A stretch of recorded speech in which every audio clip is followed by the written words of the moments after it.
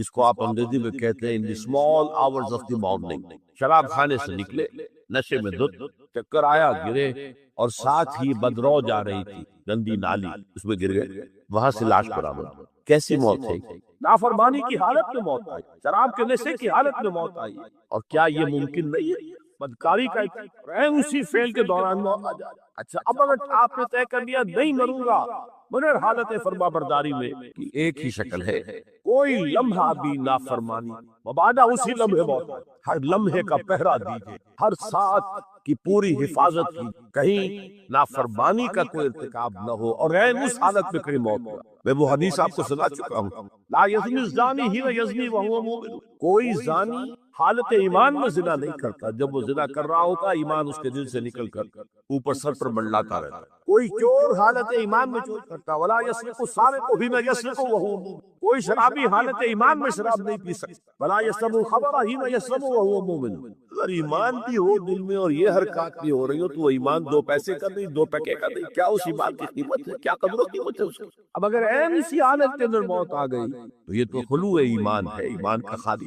یہ ہے وہ بات جو کہی گئی. اب یہ اسلام اور تقوی، ان دونوں کو یہاں نوٹ کر لیجئے. یا ایھا الذین آمنوا اتقوا اللہ حق تقاته ولا تموتن الا وانتم مسلمون. اے ایمان کے دعوے دارو، اللہ کا تقوی اختیار کرو جتنا کہ اس کے تقوی کا حق، اور دیکھنا موت میں آنے پائے مگر فرما برداری کی. عام طور پر تو سوچا جائے گا کہ نیکی کا تعلق تو عمل سے ہوتا ہے. ایمان جو ہے وہ کسی عمل کا نام نہیں، ایمان تو در حقیقت ایک ذہنی اور قلبی کیفیت ہے. لیکن واقعہ یہ ہے کہ نیکی کی اصل روح جو ہے وہ ایمان، اس لیے کہ ہر عمل کے دو پہلو ہوتے ہیں. ایک عمل کا ظاہر ہے اور ایک اس کا اصل مقصد. باطنی طور پر اس عمل سے مقصود کیا ہے، موٹیویشن کیا ہے، جذبہ محرکہ کیا ہے، یہ دو چیزیں بالکل علیحدہ ہیں. یوں سمجھ لیجئے کہ نیکی کے ظاہر کو صرف نہیں دیکھنا کہ یہ نیکی کا کام ہے، بلکہ دیکھنا یہ ہوگا کہ اصل میں اس کی موٹیویشن، اس کا جذبہ محرکہ کیا ہے. وہ جذبہ محرکہ ہے جو ایمان کے ذریعے سے، ایمان باللہ، ایمان بالآخرہ، ان دونوں کے اندر نیکی کے لیے ایک مثبت جذبہ محرکہ بھی ہے اور بدی سے بچنے کے لیے ایک منفی جذبہ محرکہ بھی. اللہ کی محبت، love of God, to please Allah کو راضی، رضائے خداوندی کو اپنا مقصود بنا لینا، یہ جذبہ محرکہ ہے جس کے تحت انسان نیکی کرے، بھلائی کرے، خیر کرے. یہ مثبت جذبہ. لیکن اس کے ساتھ ہی منفی پہلو بھی، اللہ ناراض نہ ہو جائے، اللہ کی سزا سے بچنے، اللہ کی ناراضگی سے بچنے انسان نیکی کا کام کرے، بدی سے. اسی طرح جذبہ آخرت جو ہے، ایمان بالآخرہ، تو جنت کی طلب میں نیکی کا کام کرنا اور دوزخ سے بچنے کے لیے بدی سے بچنا. تو گویا کہ ایمان بالآخرہ اور ایمان باللہ دونوں میں مثبت پہلو بھی ہے، منفی. کہ اللہ کے ہاں مقبول اگر ہوگا تو دین خالص. والذین اتخذوا من دونہ اولیاء، اور وہ لوگ جنہوں نے اللہ کے سوا کچھ اور کو اولیاء بنایا ہوا ہے. ما نعبدهم الا لیقربونا الی اللہ زلفیٰ، کہتے ہیں ہم نہیں، ان کو نہیں پوچھتے، ہم تو اصل میں اللہ ہی کو پوچھتے ہیں. ان کو صرف اس لیے پوچھتے ہیں کہ یہ ہمیں اللہ سے قریب کر دیں گے، یہ ہمارے یہ وسیلے ہیں، ان کے ذریعے سے ہم اللہ کے قریب ہو جائیں گے، اس لیے پوچھتے ہیں. ان اللہ یحکم بینہم فیما ہم فیہ یختلفون، یقیناً اللہ تعالیٰ فیصلہ کر دے گا ان کے مابین ان تمام چیزوں میں جن میں اختلاف کر رہے ہیں. ان اللہ لا یہدی من ہوا کاذب کفار، اللہ تعالیٰ ہرگز ہدایت نہیں دیتا ان کو جو جھوٹے ہوں اور ناشکرے ہوں، کفار. لو اراد اللہ ان یتخذ ولدا لاصطفى مما یخلق ما یشاء سبحانہ، اگر اللہ کا واقعی ارادہ ہوتا کہ وہ کسی کو اولاد بنائے تو ٹھیک ہے، اپنے جو مخلوق ہے ان میں سے جس کو چاہتا چن لیتا ہے. لیکن اس کے ہاں اولاد کا تو تصور نہیں ہے، اس کی اولاد تو ہے ہی نہیں. ایک خالق ہے، باقی سب مخلوق ہے، تو فرشتے بھی مخلوق ہیں. تو اللہ کو ضرورت کیا پڑی ہے کسی کو اپنا بیٹا بنانے کی یا بیٹی بنانے کی. سبحانہ، وہ پاک ہے. هو اللہ الواحد القہار، وہ تو اللہ ہے، اکیلا ہے، قہار ہے، اور خود چھایا ہوا ہے کل کائنات کے اوپر، کل تخلیق، کل مخلوقات کے اوپر اس کی حکومت قائم ہے. خلق السماوات والارض بالحق، اللہ نے پیدا کیا ہے آسمانوں اور زمین کو حق کے ساتھ، یعنی با مقصد ہے، نتیجہ خیز تخلیق ہے، یہ بے نتیجہ کا کار عبث اور باطل نہیں ہے. یکبر اللیل علی النہار، وہ رات کو لپیٹ دیتا ہے دن پر، وَيُكَبِّرُ النَّهَارَ عَلَى اللَّيْلِ، اور دن کو لپیٹ دیتا ہے رات پر. اب یہ جو ہے کہیں یولج اللیل فی النہار آتا ہے، کہیں یکبر آ رہا ہے، تو مختلف جو الفاظ ہیں، تعبیرات ہیں، لیکن مقصد کیا ہے کہ یہ دن اور رات ہے تو نہیں ہے. آپ کو معلوم ہے کہ پورا نظام جو چل رہا ہے اسی کے حوالے سے ہے، پورا عالم نباتات کا جو ریسپیریشن کا نظام ہے وہ اسی کے ساتھ متعلق ہے. لہذا یہاں کوئی شے بھی بے مقصد نہیں ہے، جب کوئی شے بے مقصد نہیں ہے تو انسان کیسے بے مقصد ہوتا ہے؟ کس لیے اس کو پیدا کیا؟ حدیث میں جیسا کہ آیا کہ انما الدنیا خلقت لکم وانتم خلقتم للآخرہ، دنیا تمہارے لیے بنائی گئی لیکن تم آخرت کے لیے بنا۔ جب تک کہ آخرت کا تصور نہ ہو پھر انسان کا، خاص طور پر انسان میں جو اخلاقی حص ہے، ایک مورل سینس ہے اس کے اندر، کچھ چیزیں اچھی ہیں کچھ بری ہیں، اس کا احساس ہے اس کے اپنے اندر، تو اس کا کوئی نتیجہ کہاں آخر نکل رہا ہے دنیا میں؟ اس کے لیے دوسری زندگی اور بعد سے بعد الموت لازمی ہے۔ وسخر الشمس والقمر، اور اس نے مسخر کر دیا سورج کو بھی اور چاند کو بھی، کل یجری لاجل مسمى، یہ سب کے سب چل رہے ہیں ایک وقت معین تک۔ الا هو العزیز الغفار، آگاہ ہو جاؤ وہ زبردست ہے اور بخشنے والا ہے۔ خلقکم من نفس واحدۃ ثم جعل منها زوجها، اس نے بنایا تمہیں ایک ہی جان سے، ایک ہی جی سے۔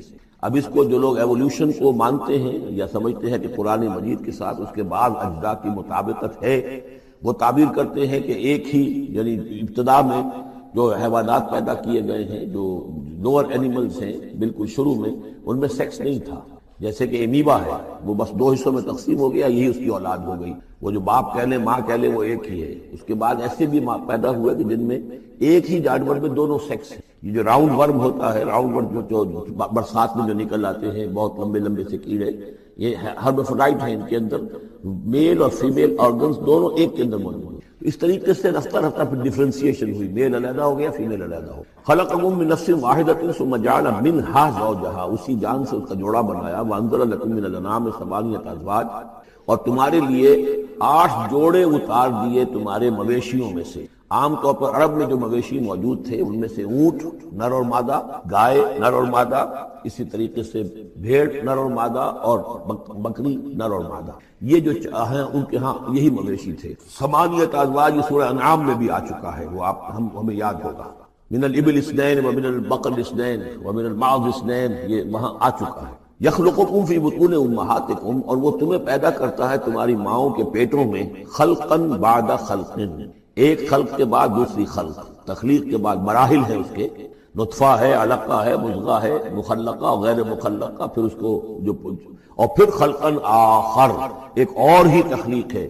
اس پہ میں عرض کر چکا ہوں کہ اس موضوع پر ضربہ سلام جو ہے قرآن مجید کا، وہ سورہ مومنون کا پہلا رکوع ہے۔ فی ظلمات ثلاث، یہ ذکر یہاں آیا ہے، 3 پردوں کے اندر تخلیق ہو رہی ہے، یعنی ایک پردہ یہ پیٹ کی دیوار ہے، جو مردوں کی بھی دیوار ہے، یہ پیٹ کی ایبڈومینل وال ہے۔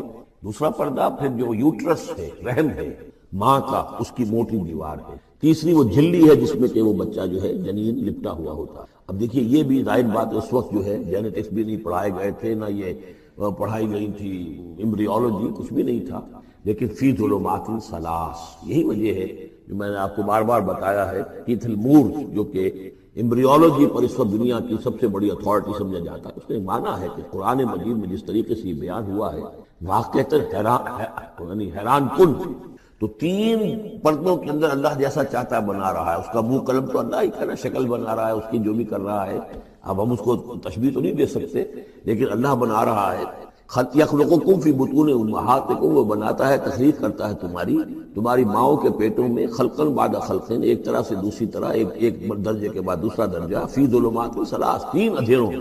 ذالکم اللہ ربکم، وہ ہے اللہ تمہارا رب، لہ الملک، بادشاہی بھی اسی کی ہے، لا الہ الا هو فانا تصرفون، اس کے سوا کوئی معبود نہیں ہے، تو کدھر پھرائے جا رہے ہو۔ ان تکفروا فإن اللہ غنی عنکم، اگر تم کفران نعمت کرتے ہو، کفر کرتے ہو، تو اللہ غنی ہے، اسے تمہاری کوئی ضرورت نہیں ہے، احتیاج نہیں ہے، یہ نہ سمجھو کہ اس کی سلطنت میں کوئی کمی آ جائے گی۔ ولا یرضی لعبادہ الکفر، لیکن وہ اپنے بندوں سے کفر پر راضی نہیں ہے، اختیار تو اس نے دیا ہے، اما شاکرا و اما کفورا، چاہو تو شکر گزار بندے بنو، چاہو کفران نعمت کے روش اختیار کرو، چوائس از یورس۔ لیکن یہ جان لو اللہ راضی نہیں ہے کفر پر، راضی وہ ہوتا ہے وَإِن تَشْكُرُوا يَرْضَهُ لَكُمْ، اگر تم اس کا شکر کرو، اس کی تعریف کرو، اس کی بندگی کرو، پھر وہ تم سے راضی ہوگا۔ وَلَا تَزِرُ وَازِرَةٌ وِزْرَ أُخْرَىٰ، اور نہیں اٹھائے گی کوئی اٹھانے والی جان کسی دوسری جان کے بوجھ کو۔ ثُمَّ إِلَىٰ رَبِّكُمْ مَرْجِعُكُمْ، پھر تمہارا لوٹنا ہے تمہارے رب ہی کی طرف، فَيُنَبِّئُكُمْ بِمَا كُنتُمْ تَعْمَلُونَ، پھر وہ تمہیں بتا دے گا، متنبع کر دے گا جو کچھ کہ تم کرتے رہے تھے۔ انہ علیم بذات الصدور، یقیناً وہ جاننے والا ہے سینوں کے اندر چھپی ہوئی باتوں کا بھی، جو راز ہیں تمہارے سینوں میں۔ وَإِذَا مَسَّ الْإِنسَانَ ضُرٌّ دَعَا رَبَّهُ مُنِيبًا إِلَيْهِ، اور جب انسان کو کوئی تکلیف پہنچتی ہے وہ اپنے رب کو پکارتا ہے، دعائیں کرتا ہے اس کی طرف رجوع کرتے ہوئے۔ ثُمَّ إِذَا خَوَّلَهُ نِعْمَةً مِّنْهُ، اور جب اللہ تعالیٰ اس کو اڑا دیتا ہے، اس کے گرد اپنی نعمت کا خول لے آتا ہے، خولہ اسے لپیٹ لیتا ہے اپنی نعمت میں، نسی ما کان یدعو الیہ من قبل، تو جو پہلے وہ جس چیز کے لیے اللہ سے دعائیں کر رہا تھا سب بھول جاتا ہے۔ وجعل للہ اندادا، اور اس سے بھی بڑھ کر جو کرتا ہے شرارت وہ یہ ہے کہ اللہ کے مد مقابل ٹھہرا لیتا ہے، لیضل عن سبیلہ، تاکہ بہکائے لوگوں کو اس کے راستے سے۔ قل تمتع، تو اللہ تعالیٰ کی طرف فرمایا جا رہا ہے نبی کہہ دیجئے اٹھا لو کچھ دنیا کے کچھ جو مزے ہیں وہ لوٹ لو، بے کفر کا اپنے کفر کے ساتھ، قلیلاً، لیکن بہت کم، چند دن کی زندگی ہے، اس میں جو تمہیں عیاشی کرنی ہے کر لو۔ انک من اصحاب النار، پھر مستقل طور پر تو تم آگ والے ہو، تمہیں آگ کے اندر جھونکا جائے گا۔ امن هو قانت آناء اللیل ساجدا وقائما یحذر الآخرۃ ویرجو رحمت ربہ، اس صورت میں یہ خاص اسلوب کئی مرتبہ آئے گا کہ ایک چیز کو، ایک جملے کو آگے نامکمل چھوڑ دیتے ہیں کہ اسے خود انسان پر کرے، فل ان دی بلینک، وہ خود بخود اس کے اندر مقدر تو ہے لیکن اس کو واضح طور پر نہیں کیا جاتا۔ مثلا اس کی مثال، اور یہ کئی دفعہ آئے گا اس میں، اب من ہوا قانت آناء اللیل، بلا وہ شخص کہ جو کھڑا رہتا ہے، بندگی کرتا ہے رات کے وقت بھی، ساجدن و قائما، کبھی سجدے میں پڑا ہوا ہے کبھی کھڑا ہوا ہے، یحذر الآخرۃ، جو آخرت سے ڈرتا رہتا ہے، وہ یرجو رحمت ربہ، اور ساتھ ہی اپنے رب کی رحمت کا امیدوار بھی ہے۔ بس آگے کچھ نہیں، مراد کیا ہے؟ کیا بھلا یہ شخص کمن ہوا غافل، کیا برابر ہو جائے گا اس کے کہ جو غافل ہے؟ بھلا وہ شخص جس کی کیفیت یہ ہے کہ وہ فرما بردار ہے، راتوں کے اوقات میں بھی، سجدے میں بھی، اور کھڑے ہو کر بھی اللہ کی بندگی کرتا ہے، آخرت کا خوف اس کے دل میں ہے، لیکن اپنے رب کی رحمت کی امید بھی۔ کمن ہوا غافل، کیا وہ شخص برابر ہو جائے گا اس کے کہ جو غافل ہے؟ قل، کہہ دیجئے هل يستوي الذين يعلمون والذين يعلمون، کیا برابر ہو سکتے ہیں وہ لوگ کہ جو علم رکھتے ہیں اور وہ کہ جو نہیں رکھتے؟ انما يذكر اولو الالباب، حقیقی نصیحت اور سبق تو حاصل وہی کرتے ہیں کہ جو عقل مند لوگ ہیں۔ قل یا عبادی الذین آمنوا، دیکھیے پھر آگے آئیے، سیدھا یا ایھا الذین آمنوا نہیں ہے، یہ مکی صورت ہے۔ قل یا عبادی الذین آمنوا، کہہ دیجئے اے نبی، اے میرے وہ بندو جو مجھ پر ایمان لائے ہو، اتقوا ربکم، اپنے رب کا تقوی اختیار، جن چیزوں سے اس نے روک دیا رک جاؤ، اور تمہارے اندر اس کی رضا جوئی رہنی چاہیے۔ للذین احسنوا فی ہذہ الدنیا حسنہ، جو لوگ نیکی کی روش اختیار کریں گے، احسان کی روش اختیار کریں گے، ان کے لیے اس دنیا میں بھی بھلائی ہے۔ وارض اللہ واسعہ، اور زمین اللہ کی بڑی وسیع ہے۔ اگر یہاں رہتے ہوئے تمہارے لیے توحید پر کاربند رہنا ممکن نہیں ہے تو ہجرت کرو۔ انما یوفی الصابرون اجرہم بغیر حساب، یقیناً صابروں کو، صبر کرنے والوں کو ان کا اجر پورا پورا دے دیا جائے گا۔ یوفا بھی ہے، پورا دے دیا جائے گا، پھر بغیر حساب بھی، اس کا مطلب ہے مزید فضل جو ہوگا وہ بغیر حساب ہوگا، اس میں کسی حساب کا سوال نہیں۔ قل انی امرت، اب دیکھیے پھر وہ جو شروع کا مضمون تھا یہ اس صورت کا عمود ہے، کس طرح بار بار آئے گا۔ قل انی امرت ان اعبد اللہ مخلصا لہ الدین، کہہ دیجئے اے نبی مجھے حکم ہوا ہے کہ میں اللہ کی بندگی کروں، اس کے لیے اپنی اطاعت کو خالص کرتا ہوں۔ یہاں میں چاہتا ہوں تھوڑی سی وضاحت کر دوں۔ دیکھیے عبادت کے آپ یوں سمجھیے کہ ایک عبادت کا ظاہر ہے اور ایک عبادت کی اصل حقیقت، پھر یہ کہ ایک اس حقیقت میں بھی ایک روح ہے اور ایک اس کا جسد ہے، ایک اس کے رسومات ہیں۔ رسم کہتے ہیں کسی شے کی ظاہری شکل، عبادت کی رسم جس کو مراسم عبادت کہتے ہیں۔ یہ مراسم عبودیت کیا ہے؟ جس کی آپ عبادت کرتے ہیں، اس کے سامنے جھکتے ہیں، اس کے سامنے ادب کے ساتھ کھڑے رہتے ہیں، اس کے کچھ حمد کے ترانے گاتے ہیں، اس کے سامنے سجدہ کرتے ہیں، ان کو ہم کہیں گے مراسم عبودیت۔ رسم کہتے ہیں کسی چیز کی ظاہری شکل، یہ حروف ہے، اور یہ رسم جو ہے رسم الخط، اسی طرح یہ قرآن اور یہ اس کا رسم عثمانی ہے، اس کا لکھا ہوا جانا جیسے کہ یہ رسم ظاہر ہے۔ تو ایک تو یہ چیزیں ہیں عبادت جسے دنیا میں سمجھا جاتا ہے عبادت، یہ مراسم عبودیت۔ اصل عبادت جو ہے اس کا بھی ایک جسد ہے اور ایک روح ہے۔ جسد کیا ہے؟ اطاعت، جس کی عبادت ہے کلی اطاعت، ہم اطاعت، ہم وقت اطاعت، غلامی، عبد کے معنی ہے غلام۔ چنانچہ یہ لفظ دو دفعہ ہم پڑھ چکے ہیں کہ فرعون نے کہا تھا بنی اسرائیل کے بارے میں قومہما لنا عابدون، یہ جو ہارون اور موسیٰ کی قوم ہے وہ تو ہماری غلام قوم ہے۔ اور ظاہر بات ہے وہ پرستش نہیں کرتے تھے، وہ قبطیوں کو پوجتے نہیں تھے، وہ ان کی نماز نہیں پڑھتے تھے، وہ ان کو سجدہ نہیں کرتے تھے معاذ اللہ، لیکن غلامی جو ہے اصل شے، اطاعت یہ تو اصل جسم ہے۔ اصل عبادت کا جو ہے جسم جسد جو ہے وہ ہے اطاعت، لیکن جو چیز اس اطاعت کو غلامی سے آگے بڑھ کر عبادت بنا دیتی ہے وہ اس کی روح ہے، روح محبت۔ جس ہستی کی اطاعت محبت کے ساتھ کی جائے گی وہ عبادت ہے۔ ایک جبرن اطاعت کی جا رہی ہے، اب جیسے کہ انگریز کی ہم اطاعت کرنے پر مجبور تھے، ہم اطاعت کر رہے تھے، عبادت نہیں کر رہے تھے، لیکن اطاعت کر رہے ہیں۔ لیکن کسی کی محبت کے جذبے سے سرشار ہو کر اطاعت کی جائے گی تو وہ عبادت ہے۔ تو اللہ کی عبادت کے لیے جو بھی ڈیفینیشن اس کی امام ابن تیمیہ اور حافظ ابن قیم استاد اور شاگرد دونوں کی ہے وہ یہ ہے کہ اس کے دو اجزاء ہیں، العبادت تجمع اصلین، غایت الحب مع غایت الذل والخضوع، کہ دو چیزوں کو جمع کرنے سے اللہ کی عبادت جو ہے وجود میں آتی ہے، حد درجے کی محبت اللہ کے ساتھ اور حد درجے میں اللہ کے سامنے اپنے آپ کو بچھا دینا، مطیع اور منقاد ہو جانا۔ اچھا یہ تو ہے اصل عبادت، لیکن اس کے لیے جو رسم ہے وہ کیا ہے؟ کبھی کبھی کھڑے ہو کر کبھی سلیوٹ کر لینا ہے، کبھی ہاتھ جوڑ دینا ہے۔ اب ہندوؤں کے ہاں ہاتھ جوڑنا ہے، یہ ان کے ہاں کی رسم ہے۔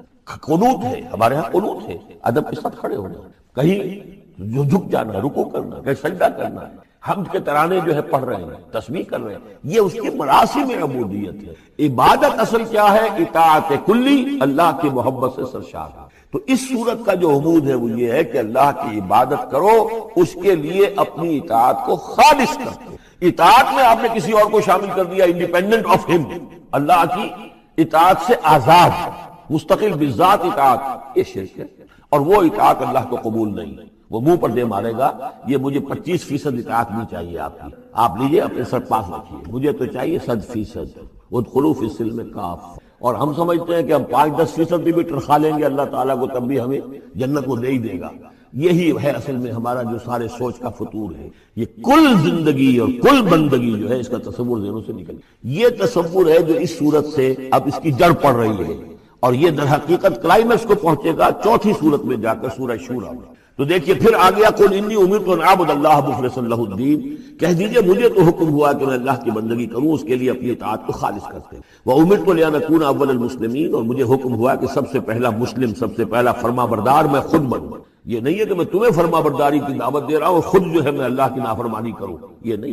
قل انی اخاف ان عصیت ربی عذاب یوم عظیم، کہہ دیجئے مجھے تو خود اندیشہ ہے اگر میں اپنے رب کی نافرمانی کروں تو ایک بڑے دن کا عذاب مجھے آ پکڑے گا۔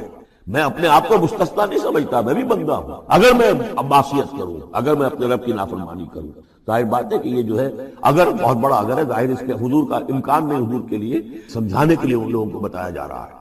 قل اللہ اعبد مخلصا لہ دینی، پھر وہی۔ حالانکہ دیکھیے ایک بات ہے کہ ایک ہی اسلوب کو بار بار تکرار سے لانا عام ہماری دنیا میں جو ہماری نگارش کے اور جو بھی یعنی تصنیف و تعریف کے اصول ہے اس کو عیب سمجھا جاتا ہے کہ یہ تو تصنیف و تعریف کا عیب ہے، ایک ہی اسلوب کو آپ تکرار میں لا رہے ہیں۔ یہ تو کمال اللہ کا ہے، فصاحت و بلاغت کا، کہ وہ لا رہا ہے اس کو بار بار، اور پھر کوئی بھاری نہیں گزرتا، بلکہ یہ کہ اس کے اندر اس کے اور حسن بڑھ رہا ہے۔ لیکن یہ کہ اس تکرار سے جو ایمفیسس ہے اس کو سمجھیے کہ یہ اسلوب بار بار کیوں آ رہا ہے۔ پہلی آیت یہ تھی تنزیل الکتاب من اللہ العزیز الحکیم انا انزلنا الیک الکتاب بالحق فاعبد اللہ مخلصا لہ الدین الا للہ الدین الخالص۔ اور اس کے بعد اب آپ نے یہاں دیکھا آیت نمبر 11 قل انی امرت ان اعبد اللہ مخلصا لہ الدین، اور پھر آیت نمبر 14 قل اللہ اعبد مخلصا لہ الدین، کہہ دیجئے میں تو اللہ ہی کی بندگی کرتا ہوں، اس کے لیے اپنی اطاعت کو خالص کرتا ہوں۔ فاعبدوا ما شئتم من دونہ، تو اس کے سوا تم جس کو چاہو پوجو، تمہاری مرضی ہے۔ قل ان الخاسرین الذین خسروا انفسهم، کہہ دیجئے کہ اصل میں تو گھاٹے میں اور نقصان میں اور بربادی میں تو وہی ہوں گے جنہوں نے اپنے آپ کو و اہلیہم اور اپنے گھر والوں کو، اپنے اہل و عیال کو خسارے میں ڈالا یوم القیامہ، قیامت کے دن۔ یہاں تو حلوے مانڈے کھلائے، پراٹھے انڈوں کے ناشتے کرائے، لیکن جو جھونک رہے انہیں جہنم کے اندر، تو تم ان کے ساتھ خیر خائی کر رہے ہو یا بدخائی کر رہے ہو؟ خود بھی سارے سیدھے جا رہے ہو جہنم کے اندر، اور لے کر جا رہے ہو اہل و عیال کو جہنم کے اندر حرام خوری کر کے۔ تو یہ ان کی محبت ہے یا ان کی دشمنی ہے؟ قل ان الخاسرین الذین خسروا انفسهم واہلیہم یوم القیامہ، قیامت کے دن جنہوں نے خسارے میں ڈال دیا اپنے آپ کو اور اپنے اہل عیال کو، جیسے کہ ہم آگے چل کر پڑھیں گے سورہ تحریم میں، یا ایھا الذین آمنوا قوا انفسکم واہلیکم نارا، اے ایمان والو بچاؤ اپنے آپ کو اور اپنے اہل و عیال کو آگ سے، جہنم کی آگ سے۔ لیکن جن لوگوں نے اپنے آپ کو آگ کا مستحق بنا لیا، اپنے اہل و عیال کو، ان سے بڑا گھاٹے میں کون ہوگا؟ الا ذالک هو الخسران المبین، آگاہ ہو جاؤ یہ تو کھلی گمراہی ہے اور کھلا گھاٹا ہے اور نقصان ہے۔ لہم من فوقہم ظلل من النار، ان کے لیے ہوں گے ان کے اوپر سے بھی بادل ہوں گے، تہ بر تہ ظلل آگ کے، ومن تحتہم ظلل، اور ان کے نیچے بھی آگ کے بھبکے ہوں گے اور وہ بھی تہ پر تہ ہوں گے۔ ذالک یخوف اللہ بہ عبادہ، یہ ہے وہ شے کہ جس سے اللہ ڈرا رہا ہے اپنے بندوں کو۔ یا عباد فاتقون، اے میرے بندوں پس ڈرو، بچو، اس آگ سے اپنے آپ کو بچانے کی کوشش کرو۔ والذین اجتنبوا الطاغوت ان یعبدوها، اور وہ لوگ کہ جنہوں نے طاغوت کا انکار کیا، ان سے کنارہ کشی کر لی، ان کی بندگی نہیں کی، اور یہ طاغوت کا لفظ سورہ بقرہ سے پڑھتے ہوئے آ رہے ہیں، فمن یکفر بالطاغوت ویؤمن باللہ فقد استمسک بالعروۃ الوثقی، جو بھی اللہ کی اطاعت سے سرتابی کر رہا ہے وہ طاغوت ہے۔ طغا کسے کہتے ہیں؟ طغیانی۔ دریا اپنی حد میں بہ رہا ہے، کیا خوبصورت منظر ہے، اور وہ حد سے باہر نکلا طغیانی آ گیا۔ یہ انسان اللہ کی بندگی کی حد میں رہے، بہت اچھا ہے، اللہ کا خلیفہ ہے، اشرف المخلوقات ہے، اور بڑھ گیا آگے اور اللہ کی حدود کے اندر داخل ہو گیا، اپنے نفس کو بنا لیا مطاع یا کسی اور کو بنا لیا مطاع، خود حاکم بن بیٹھا یا کسی اور کی حاکمیت کا قائل ہو گیا اللہ سے آزاد ہو کر، تباہی ہے، بربادی، وہ طاغوت ہے۔ تو جن لوگوں نے بھی کنارہ کشی کر لی اس سے کہ وہ طاغوت کی بندگی کریں، وَأَنَابُوا إِلَى اللَّهِ، اور انہوں نے رخ کر لیا اپنا اللہ کی طرف، رجوع کر لیا، لَهُمُ الْبُشْرَى، ان کے لیے بشارت ہے، فَبَشِّرْ عِبَادِ، تو اے نبی میرے ایسے بندوں کو بشارت دے، اللہم ربنا اجعلنا منہم۔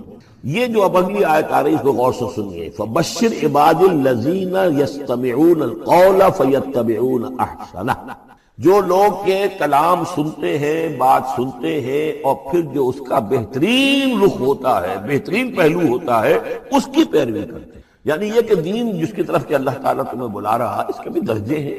ایک درجہ ہے صرف اسلام کا، ایک اس سے اونچا درجہ ہے ایمان، ایک سب سے اونچا درجہ ہے احسان، واللہ یحب المحسنین، تو اچھے سے اچھے درجے کی طرف جانے گا۔ ہمارا معاملہ کیا ہے؟ دنیا میں تو ہم سمجھتے ہیں کہ اچھی سے اچھی، بہتر سے بہتر ہے، جستجو کے خوب سے ہے خوب تر کہاں، اور دین میں ہم کہتے ہیں ذرا اور کم پر بھی گزارا ہو جائے، کہیں اور تھوڑی رعایت کر کے پیچھے چلے جائیں، پاس ہو جائیں کسی طرح، کم سے کم کے لیے، یہ ہے حقیقت جو کہ برعکس روش ہونی چاہیے۔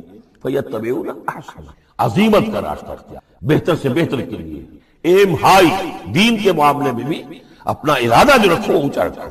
یستمعون القول، جو بات سنتے ہیں، وَيَتَّبِعُونَ أَحْسَنَهُ، جو اس کی احسن ترین جو اس کے اندر جو پہلو ہے اس کا اتباع کرتے ہیں۔ اولئک الذین ھداھم اللہ، یہ ہیں وہ لوگ جنہیں اللہ نے ہدایت دی ہے، واولئک ھم اولو الالباب، اور یہی وہ لوگ ہیں کہ جو اولو الالباب ہیں، ہوش مند ہیں، عقل مند ہیں۔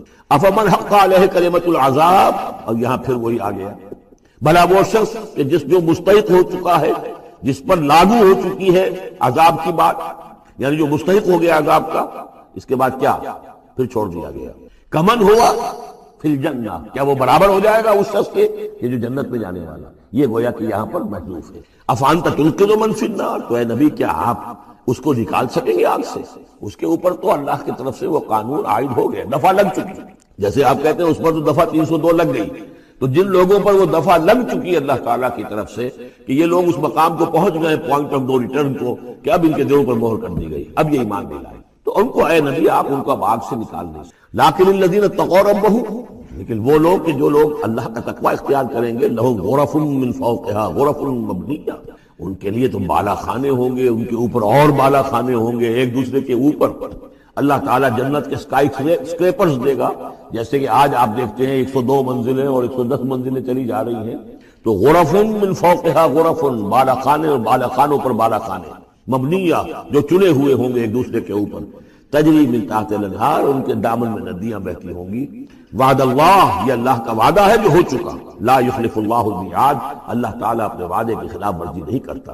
الم تر ان اللہ انزل من السماء ماء، کیا تم نے دیکھا نہیں کہ اللہ نے اتارا آسمان سے پانی، فسلکہ ینابیع فی الارض، پھر اس کو چلا دیا چشموں کی شکل میں زمین میں، ثم یخرج بہ زرعا، پھر ان کے ذریعے سے نکالتا ہے، اس کے ذریعے سے نکالتا ہے وہ کھیتی کو، مختلف الوانہ، جس کے رنگ ہیں مختلف، ثم یہی، جو پھر وہ کھیتی جو ہے تیار ہو جاتی ہے، بڑی اس کے شان و شوکت ہوتی ہے، فتراہ مصفرا، پھر دیکھتے ہو کہ وہ زردی مائل ہو گئی، ثم یجعلہ حطاما، پھر وہ کھیتی کٹ گئی اور اب یوں سمجھیے کہ وہاں خاک اڑ رہی ہے، یا یہ کہ توڑی کے کوئی تنکے کہیں کہیں پڑے ہوئے نظر آ جائیں گے، چورا ہو گئی۔ ان فی ذلک لذکر لأولی الالباب، اسی کے اندر ہے یاد دہانی اور سبق ہوش مند لوگوں کے لیے کہ یہی معاملہ تمہارا ہے۔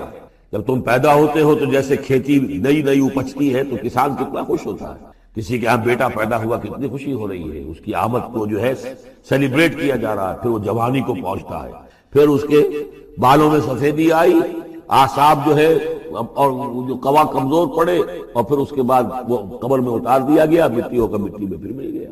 تو یہ life cycle, human life cycle, بس یہ ہے کہ یہ 50 60 30 40 برس کا ہے، وہ چند مہینے کے اندر اندر سب کچھ ہو جاتا ہے، سائیکل وہی ہے، وہ بھی لائف ہے، یہ بھی لائف ہے۔ The plant life and animal life, biology کی یہ دو شاخیں ہیں، باٹنی ہے تو biology, life the science of life, اس کے دو حصے ہیں، باٹنی ہے، زوالوجی ہے، حیوانات کی لائف اور نباتات کی لائف۔ افمن شرح اللہ صدرہ، پھر وہی حضرت کا موضوع کا اسلوب آ رہا ہے، افمن شرح اللہ صدرہ للاسلام فہو علی نور من ربہ، بھلا وہ شخص کہ جس کے سینے کو اللہ نے کھول دیا ہو اسلام کے لیے، اور وہ اپنے رب کی طرف سے نور پر ہے، اندرونی بصیرت اس سے حاصل، اندر اس کا جگمگا رہا ہے اللہ کے ایمان کے ذریعے سے، اور جو بصیرت اللہ نے اسے عطا کر دی ہے۔ اب پھر آگے اس کو چھوڑ دیا گیا، کیا مطلب ہے؟ افمن شرح اللہ صدرہ للاسلام فہو علی نور من ربہ، جو اپنے رب کی طرف سے نور کے پر ہے، کمن ہوا فی الظلمات، کیا وہ اس شخص کے مانند ہو جائے گا جو اندھیروں میں بھٹک رہا ہے؟ لیکن نہیں، اس کو یہاں درج نہیں کیا۔ فویل للقاسیۃ قلوبہم، تو ہلاکت اور بربادی ہے ان لوگوں کی جن کے دل سخت ہو چکے ہیں من ذکر اللہ، اللہ کے ذکر سے۔ اللہ نے ایک دعا قبول بھی کی کہ ان کے بھائی کو بھی شریک کر دیا، حضرت ہارون کو بھی۔ اس کے بعد پھر جب فرمایا کہ اب جاؤ فرعون کی طرف، تو اس میں فرمایا وَلَا تَنِيَا فِي ذِكْرِي، اور دیکھنا یہ جو عظیم مشن تمہارے کندھے پر آ گیا ہے، بڑا بھاری اور کٹھن ایک فرض ہے جو تم پر عائد ہو گیا ہے، اس کے لیے سب سے بڑی تمہارے پاس جو قوت کا ذریعہ ہے وہ نماز۔ فَلَا تَنِيَا عَنْ ذِكْرِي، میری یاد میں کبھی غفلت نہ کرنا، اس میں کبھی کوئی کمی نہ آنے دینا۔ جیسا کہ میں نے عرض کیا تھا کہ جیسے ہی وہ تعلق جو ہے کمزور پڑتا ہے یا منقطع ہو جائے معاذ اللہ، تو پھر انسان گویا کہ شیطان کے لیے ایک لقمہ تر بن جاتا ہے۔ اب آپ غور کیجئے، تیسری شے تقرب الی اللہ، اس کے حوالے سے بھی جو فرائض اور نوافل کی بات ہے اس کو اس وقت ذہن سے نکال کر یہ سمجھئے کہ اس میں نماز کا کیا مقام ہے، اس لیے کہ نماز فرض بھی ہے، نماز نفل بھی ہے، وہ تو ان دونوں میں شریک ہو جائے گا۔ اب اس کو لفظ صلاۃ کے حوالے سے آپ ان دونوں چیزوں کو سمجھ، صاد لام واو یا یہ چونکہ حروف علت ایک دوسرے سے بدلتے رہتے ہیں، یہ جو مادہ ہے اس کی جو خالص لغوی اصل ہے، جو خالص عربی زبان میں اس کا بنیادی مفہوم ہے، وہ آگ جلانا یا آگ تاپنا یا آگ سیکنا، حرارت حاصل۔ زیادہ بار بار آتا ہے جہنم کے ذکر میں، اسلوہا، اب چلو اس میں تاپو اس کو، یہ سیکے گی تمہیں۔ بلکہ تفتلون کا لفظ آیا ہے حضرت موسیٰ کے کلام میں، جب وہ گئے تھے کوہ طور پر، جب پہنچ گئے تو تھے آگ کی تلاش میں، لعلکم تفتلون، وہ اپنے اہل خانہ سے یہی کہا تھا کہ مجھے کہیں وہ روشنی نظر آ رہی ہے، غالباً کوئی وہاں سے آگ مل سکے گی، ورنہ یہ کہ کوئی رہنمائی کو رستہ مجھے مل سکے گا، میں وہ آگ لے آؤں گا، کوئی چنگاری وہاں سے لے آؤں، لعلکم تفتلون، تاکہ تم، اب یہ اصطلاح در حقیقت باب استعال ہے، اور یہ تے یہاں پر توئے کی شکل اختیار کر گئی، تان توبل کی صورت اختیار کی صاد کی وجہ سے۔